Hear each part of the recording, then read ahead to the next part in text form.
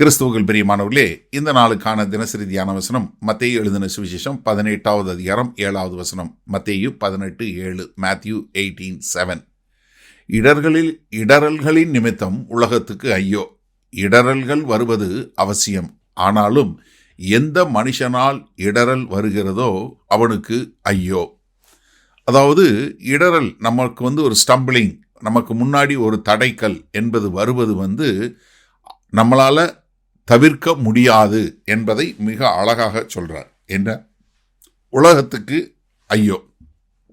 ஏன்னா அங்கே அவர் ஏற்கனவே 6வது வசனத்தில் சொன்ன மாதிரி யார் சிறு பிள்ளைகள் இடரல் அடையக்கூடாது அப்படின்னு அதுக்கு நம்ம இருந்துடக்கூடாதுன்னு சொல்லிடு. ஆனால் இங்கே சொல்லும்போது என்ன சொல்கிறாரு, இங்கே ஸ்காண்டலா அப்படின்னு சொல்லக்கூடிய கிரேக்க மொழி பதம், இதில் இருந்தால் ஸ்கேண்டல் என்று சொல்லக்கூடிய பாரியம் வருகிறது.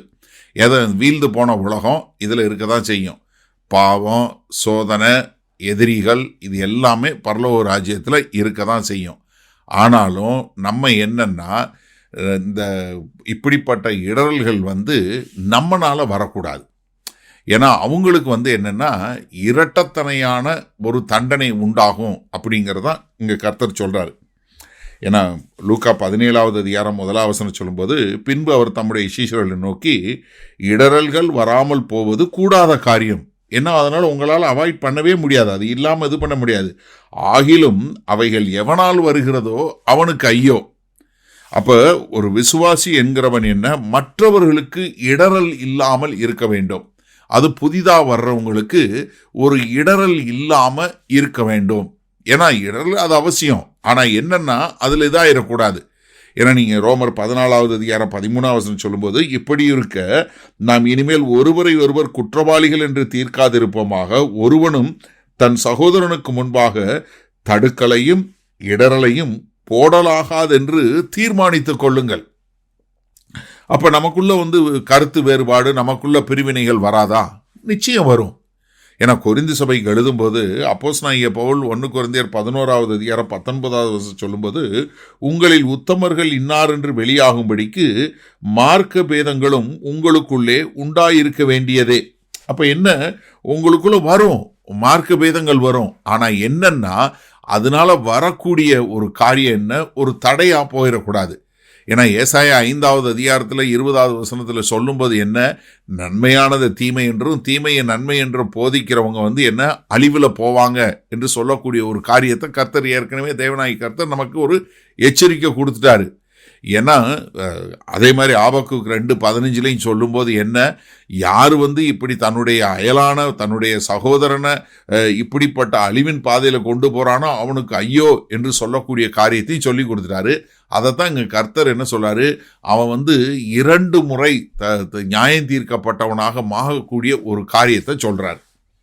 சரி, இந்த நாளில் இந்த வசனத்தை நம்ம எப்படி எடுத்துக்கொடுவது?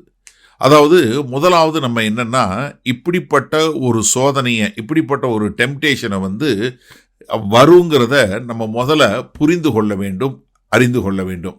இடரல்கள் கண்டிப்பாக வரும். ஏன்னா நம்ம இந்த வீழ்ந்து போன உலகத்தில் இருக்கிறோம்.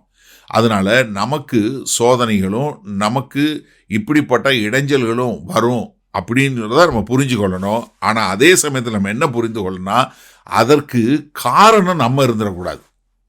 அப்ப என்ன பண்ணணும், நான் எப்படிப்பட்ட ஒரு தாக்கத்தை மற்றவர்கள் மேல உபயோகப்படுத்துறேன், என்னால மற்றவர்கள் மேல எப்படிப்பட்ட ஒரு தாக்கம் உண்டாகிறது, என்னுடைய வார்த்தையும் என்னுடைய செயல்களும் நான் தெரிவு செய்யக்கூடிய காரியங்களும் மற்றவர்களை பலப்படுத்துகிறதா இல்ல பலவீனப்படுத்துகிறதா. அப்ப நான் தினசரி ஒரு என்னைய ஒரு விழிப்புணர்வோடு நான் பாதுகாத்து கொள்ள வேண்டியது அது ரொம்ப அவசியம்.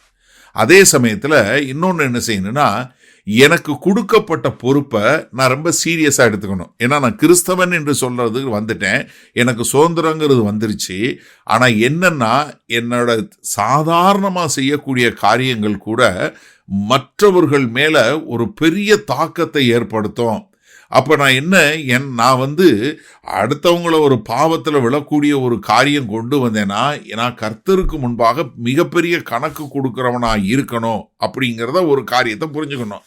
அப்போ நான் என்ன பண்ணணும், ஒரு பகுத்தறியக்கூடிய ஒரு தெளிவுள்ள ஒரு சிந்தையோட நான் என்ன பண்ணணும், எங்கே இப்படிப்பட்ட காரியங்கள் வருதோ அங்கே நான் என்ன ஒரு விசுவாசத்தோடு அதை மேற்கொண்டு மன்னித்து தேவ ஞானத்தோடும் அதே சமயத்தில் என்ன பண்ணக்கூடாது, ஒரு கசப்புணர்வோடு இல்லாமல் நான் மற்றவர்களுக்கு ஒரு ஆறுதலையும் தேர்தலையும் கொடுக்குறவனாக இருக்கணுமே ஒழிய நான் என்ன தடையாக மாறக்கூடாது. அப்போ நீங்கள் என்னன்னா எல்லாருமே என்ன செய்யணும், நான் மற்றவர்களுக்கு தடையாக இல்லை ஆண்டவரே, நான் மற்றவர்களுக்கு படிக்கல்லாக இருக்க வேண்டும். அடுத்தவர்கள் கிறிஸ்துவை போல மாறி வாழ்வதற்கு நான் ஒரு படிக்கல்லாக இருக்க வேண்டுமே ஒழிய தடைக்கல்லாக இருக்கக்கூடாதுன்னு ஜெபிப்போமா?